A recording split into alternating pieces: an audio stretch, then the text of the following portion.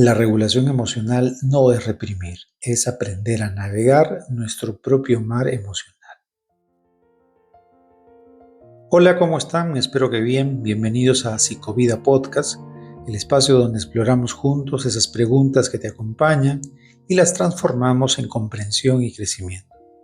Hoy vamos a sumergirnos en un tema muy importante para nuestra vida, la regulación emocional. ¿Qué significa regular lo que sentimos? ¿Para qué sirve? Y sobre todo, ¿cómo podemos aprender a hacerlo de una manera más consciente y más compasiva a la vez? Seguramente en más de una ocasión has sentido que tus emociones toman un papel protagónico en tu día. A veces incluso en la semana. Tal vez incluso te has sorprendido reaccionando de forma que no esperabas o preguntándote por qué ciertas situaciones o incluso ciertas personas te afectan más que otras. Hoy, desde la mirada de Psicovida, vamos a explorar este tema con profundidad y sencillez para comprender cómo funcionan nuestras reacciones emocionales y sobre todo cómo podemos aprender a regularlas de una manera más consciente y saludable. Soy conocedor que este tema requiere mayor profundidad y que algunas personas podrían necesitar apoyo terapéutico para aprender a regular sus emociones. No quiero hacer creer que la regulación emocional es algo sencillo, pero creo que puede ayudar a comprender mejor el tema. Pero también tienen que saber que no es algo difícil de aprender. El primer paso para gestionar las emociones es reconocer el proceso natural de una emoción. Obviamente, el paso previo sería saber qué son las emociones, cuáles son sus características, qué tipo de emociones existen. Sabiendo todo ello, podemos pasar a explorar el tema. Hay días en los que nos sentimos muy bien, nos sentimos que las emociones llegan como una brisa de verano, pero otras veces sentimos que las emociones llegan como si fuera una tormenta. Pero la mayoría de las veces las emociones tienen un origen, es decir, reaccionamos a circunstancias, a situaciones. Un mensaje de nuestra pareja que no responde o tarda en responder, una mirada que interpretamos mal, un recuerdo que vuelve a nosotros sin avisar y de pronto ahí está la emoción. Algunas veces reaccionamos sin pensar, otras veces nos quedamos como congelados. Pero ¿y qué pasaría si las emociones no fueran el enemigo, sino una parte esencial de nuestra experiencia humana? Y si el verdadero desafío no es controlarlas, someterlas, sino aprender a relacionarnos mejor con ellas, ¿cómo veríamos desde ese punto de vista, desde esa perspectiva la vida? La ciencia, la psicología, lleva décadas estudiando el tema de las emociones y lo que ha descubierto es profundamente conmovedor y a la vez humano. Una de las explicaciones más comunes sobre la relación entre emoción y la conducta viene del modelo cognitivo-conductual para ser más preciso, que propone que nuestras emociones surgen a partir de lo que pensamos. Además, será importante reconocer en qué parte de nuestro cuerpo reconocemos la presencia de la emoción, o es decir, se manifiesta. Es que las emociones no se manifiestan solo a nivel de la mente, a nivel del pensamiento, sino en sensaciones físicas. A veces podemos sentir un nudo en el estómago, taquicardia, calor en el rostro, y estas reacciones, como habíamos mencionado, provienen del sistema límbico. Cuando hablamos de las emociones, casi siempre podemos identificar un ciclo: sentir, pensar, expresar.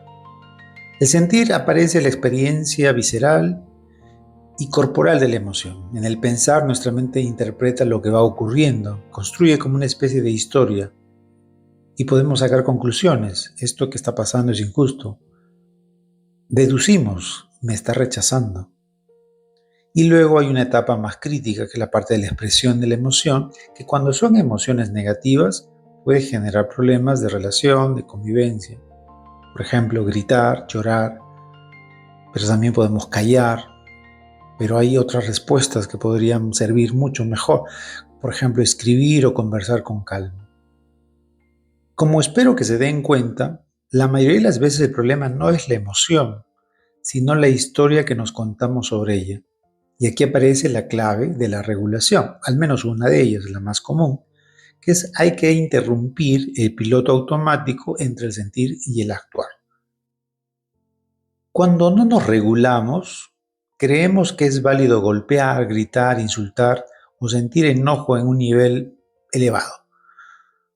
Pero también podríamos considerar que deberíamos quebrarnos por completo ante la frustración y mostrar llanto, eh, hacer comentarios incómodos. Pero aquí también hay que aclarar que no está mal que se haga, sino que hay que ir eligiendo las circunstancias, las personas con las que podemos expresar las emociones. Y también hay que aprender a expresar las emociones en una medida que no afecte la relación, el vínculo, la interacción, los procesos, las responsabilidades. La experiencia nos señala que existen muchas personas que tienen dificultades para controlar ciertas emociones. Las que destacan en la falta de control suelen ser la ira y la tristeza. Esto suele estar ligado a rasgos de personalidad, a experiencias previas y aprendizajes emocionales y en algunos casos a traumas. Aunque existen muchos modelos que explican muy bien cómo se originan las emociones, no siempre explican por qué surgen de esa forma en cada persona, lo cual lleva al reto de que cada persona tiene que conocer sus emociones, la intensidad y las situaciones que ocasionan ciertas reacciones emocionales. Claro que esto es mucho más fácil dentro de un proceso de acompañamiento terapéutico, porque es el terapeuta quien guía a la persona a darse cuenta sobre sus reacciones emocionales. Como habíamos anticipado, la regulación de las emociones no es eliminarlas ni controlarlas por completo. Es más bien manejar la respuesta. Como vimos en el episodio anterior, las emociones son fundamentales. Nos dan información, nos guían, nos protegen en algunos casos. La regulación emocional más bien tendría que ser comprendida como una forma de ajustar la intensidad de ellas según las circunstancias. Es como observarlas, acompañarlas en el proceso para que no se desemboquen en una respuesta desadaptativa. La regulación emocional no es fingir que no pasa nada, ni mantenerse fuerte a toda costa, aunque a veces necesitamos hacerlo. Pero ya eso suele ser una consecuencia de un trabajo en la regulación emocional. Regular las emociones es permitirse sentir sin que las emociones definan nuestras decisiones o arruinen nuestro día o nos eche a perder las relaciones que estamos estableciendo y que nos cuestan tanto a iniciarlas y cuidarlas. Desde la ciencia actual, la regulación se entiende como un proceso dinámico con distintas fases de atención, interpretación, respuesta. Hay que tomar en cuenta el contexto social y los hábitos aprendidos en el manejo de esas respuestas fisiológicas y de los pensamientos que surgen ante el estímulo. La regulación de las emociones no es una técnica puntual única, tampoco simple, pero sí es algo que se puede entrenar o aprender. Quizás te preguntes por qué es necesario, por qué vale la pena aprenderlo. Muchos estudios en psicología muestran que las personas que regulan mejor sus emociones tienen menos riesgo de ansiedad o de depresión, manejan mejor los conflictos, toman decisiones más claras, tienen relaciones más estables, duermen mejor, experimentan mayor bienestar en general. Es decir, la regulación emocional es un buen predictor de la salud mental. Ahora veamos qué estrategias plantea la psicología para manejar esto de las emociones. Pues lo que queda claro es de que no existe una fórmula universal. Las estrategias van a depender de cada persona, el momento y la intensidad emocional. Cuando una emoción es muy intensa, se recomienda buscar una actividad que nos distraiga, que puede ser salir a caminar, jugar, pasear, tomar una ducha, poner algo de música, salir a correr, hablar con un amigo. Y una vez que nos hemos calmado, podemos abordar el problema desde la serenidad. Cuando la emoción es moderada, es más útil aplicar estrategias cognitivas como la reinterpretación de la situación. Esto nos ayuda a quitarle la carga personal que le solemos atribuir o buscar perspectivas más amplias. Por ejemplo, podríamos pensar, me está atacando, y reemplazarlo por una idea como tal vez tuvo un mal día y por eso me habla así.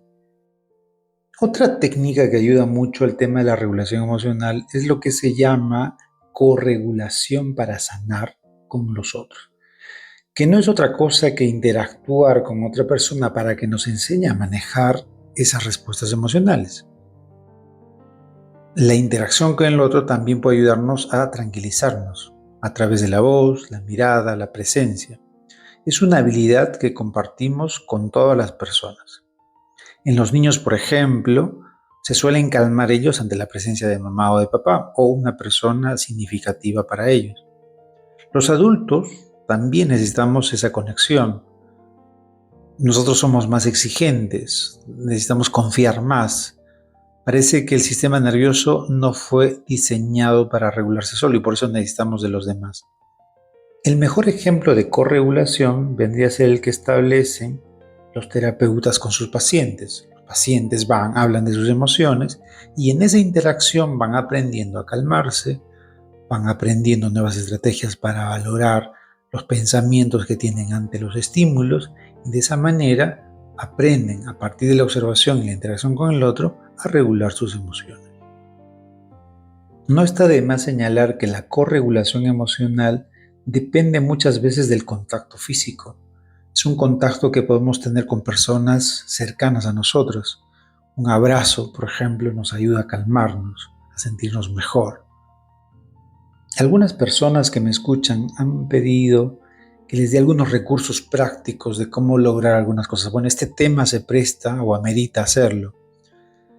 Primero tienen que saber de que la idea de regular emociones no es dejar de sentir, sino más bien es aprender a estar bien, a estar tranquilos, a sentirnos en paz con lo que sentimos y sentir de una manera consciente.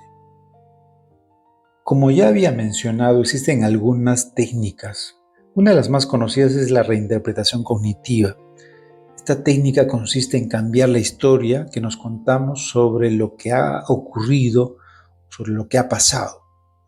Un ejemplo, por ejemplo, si alguien en la calle no nos saluda, no es que me haya ignorado, sino que de pronto está ocupado, está distraído. En lugar de decir he fracasado, es mejor decir estoy aprendiendo. Otra estrategia que se enseña mucho en el proceso terapéutico es la regulación fisiológica. Es calmar el cuerpo para calmar la mente. El ejemplo más común de esto es enseñar a las personas a respirar. La respiración lenta y profunda ayuda a calmar la mente. Activamos un sistema parasimpático y creamos un freno natural. Cuando les decimos a las personas que respiren profundo, que lo hagan entre 3 a 7 veces, lo que les estamos enseñando es a decirles a su cuerpo, respira, tranquilízate, todo va a estar bien, estás a salvo, no hay nadie que te esté atacando. Las cosas se pueden solucionar.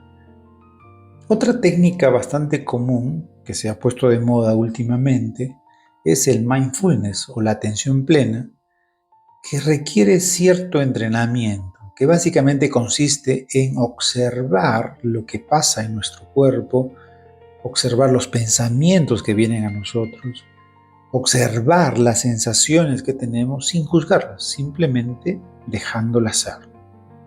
Esta observación de lo que nos pasa luego tiene que convertirse en un diálogo amable, ¿cierto?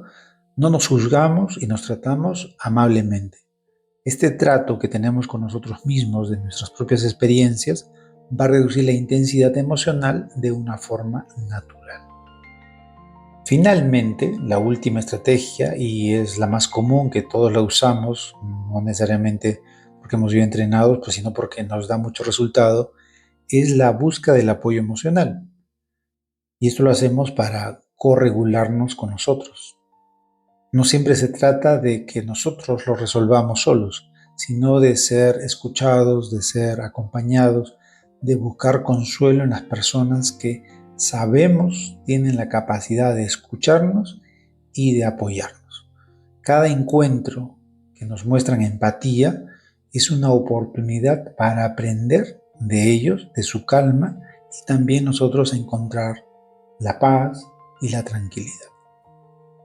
Ya para finalizar, debo mencionar que la regulación de las emociones no es una actividad que es ajena a cualquier persona, es algo muy humano. Es un proceso de autoconocimiento, una conversación constante, un aprendizaje constante. Cada vez que elegimos respirar, en lugar de reaccionar, reinterpretar antes de juzgar o pedir apoyo antes de colapsar, estamos construyendo una vida más consciente y por tanto más sana mentalmente hablando.